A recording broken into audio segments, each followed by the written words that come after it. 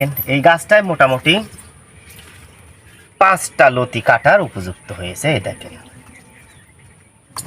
এই যে লতি, সব গাছে কিন্তু পর্যাপ্ত পরিমাণে লতি রয়েছে। সব গাছে আপনার পাশেও যদি দেখেন তাহলে একই দৃশ্য কিন্তু আপনারা দেখতে পাবেন। এই যে সব গাছে কিন্তু পর্যাপ্ত পরিমাণে লতি আছে। লতির মানগুলো খুবই চমৎকার, আপনারা দেখেন। তো যাই হোক, দেখেন যে গাছে ফুল এসেছে এই গাছটার 2টা পার্ট হয়েছে।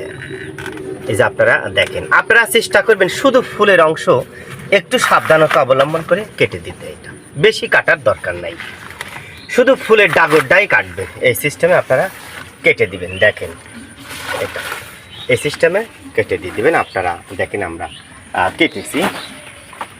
একটু এদিকে আসেন, আপনাদের দেখাই, একটু সহজেই আপনারা বুঝতে পারবেন।